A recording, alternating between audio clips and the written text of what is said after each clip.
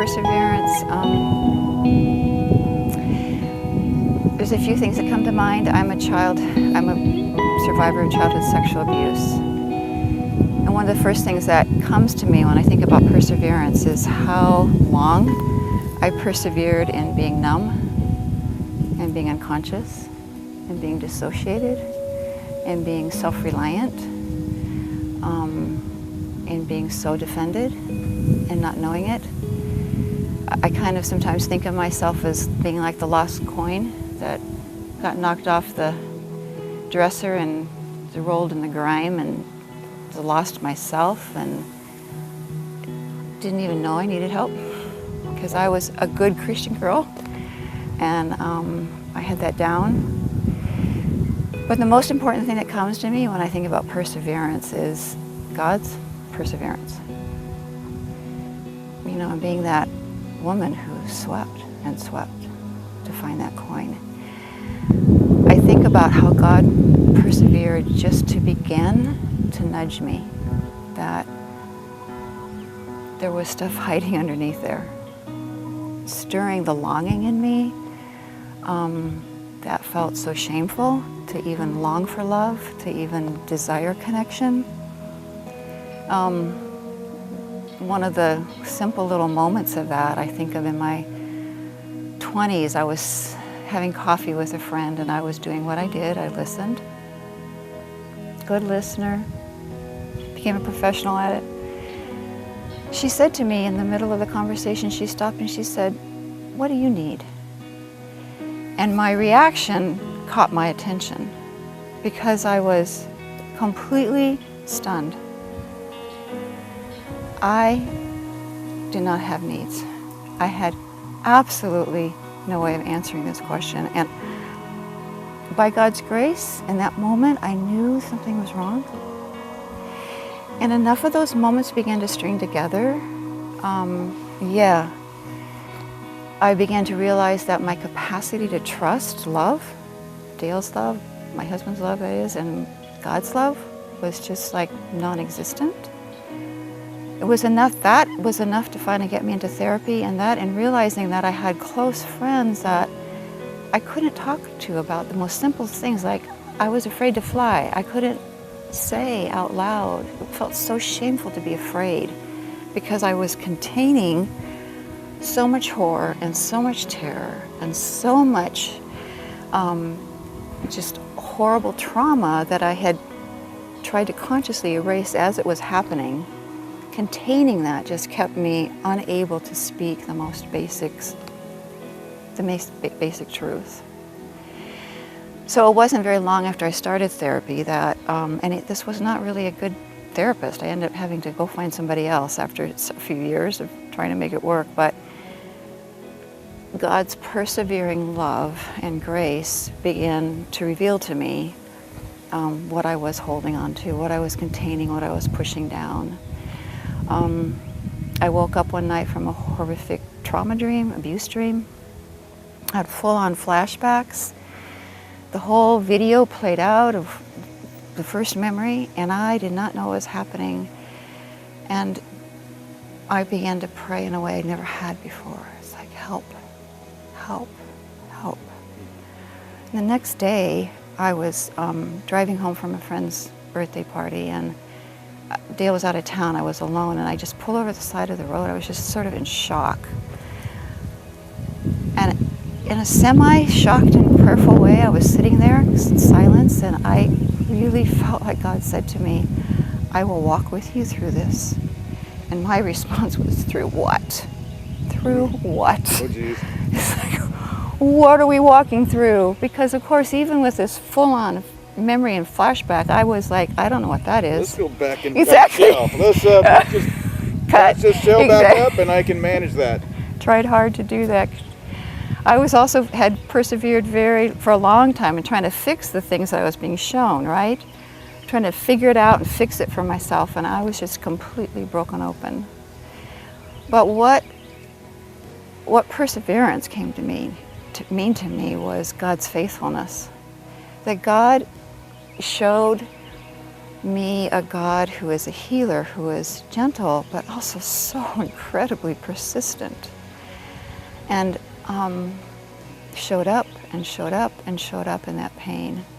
For a long time, I went through several stages of this, through the help stage, through the rage stage at God, feeling like I was just screaming at God for, not only for me, but for every child who's ever been treated like this. It's like, how could you? And I found myself, how could you not stop this? You know, I found that voice in Habakkuk 1. Do you not see this violence and you don't stop it?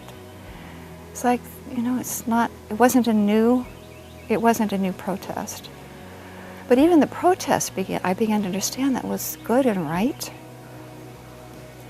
At some point I began to realize that I needed to figure out, the adult part of me was like, so God was with you. It's like, and the kid part of me was like, there is no way I'm even going to that conversation, because if God was with me, was he a non-protective adult in this situation? I couldn't even conceive of it. But as the memories kept coming and I was just sort of more and more broken open, I finally got to the place where I said, all right, if you were there, show me. Probably mostly from the adult part of me, some little piece of kid, but there was never a sense that God was impatient, that God was in a hurry, that God was forcing anything. In fact, if anything, I was the one who was pressuring myself. God, it was so gentle and so faithful and persevering and healing me. So the very first time I said, all right, so if you were there, how? I found myself revisiting one of the memories, the trauma memories that had come up over and over. And all of a sudden, I was in that room in the middle of this abuse scene, and the room was filled with angels. And in my little kid mind, my response was, there are too many to count. It's like too many angels to count. The next time that I sort of invited God to show me, I was in another scene that I had relived too many times already, and there was a sense of Jesus there kneeling on the floor beside me, and he was holding a part of me in his arms, a part of me that I had not yet become acquainted with, which I now call my spirit child.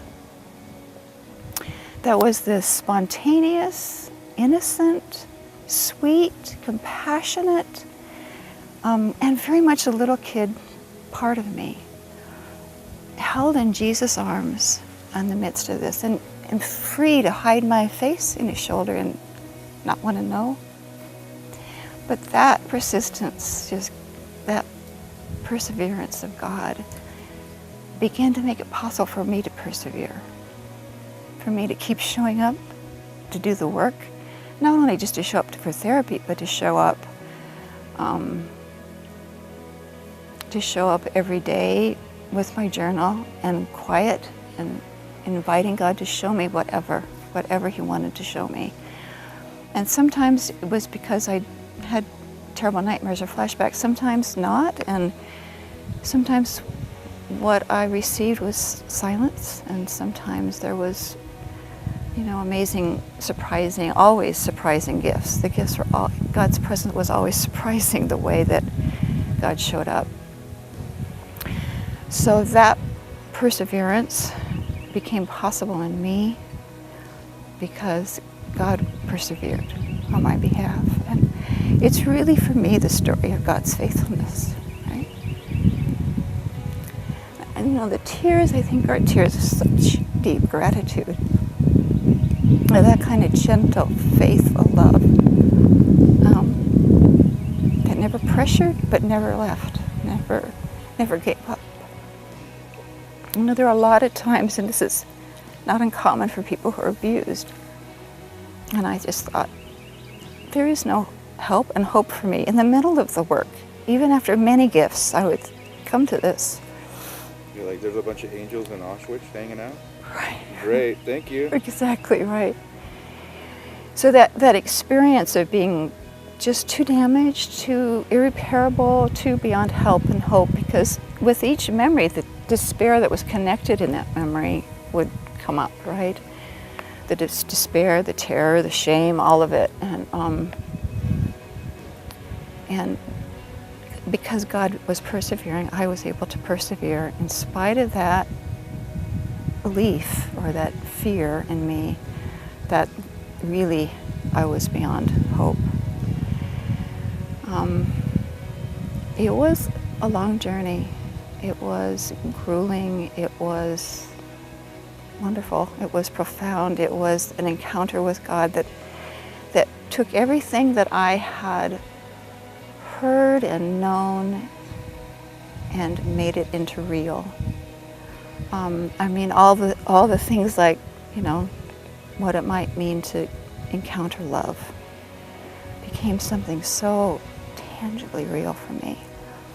So sort of the outcome of a lot of that is that for me, my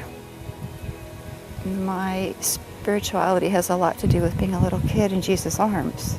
That's, whenever I get off track, that's where I need to go back. It's just to that place, just to be in those arms. One of the gifts that I was given was I would often see myself in a safe place at the beach with Jesus as a kid. And there was a time when I saw myself in prayer as an adult sitting there. Jesus was standing beside me and I was holding myself as a child in my lap. And the child was monstrous. You would not have recognized her as a human being in my image. And Jesus began to reach his hand out with a twinkle in his eye. And I thought, he is going to heal this child. But that is not what he did. He healed my adult eyes to see this child was not a monster. To see that this child was an innocent, simple child. That kind of deep restoration, that was God's persevering, faithful healing.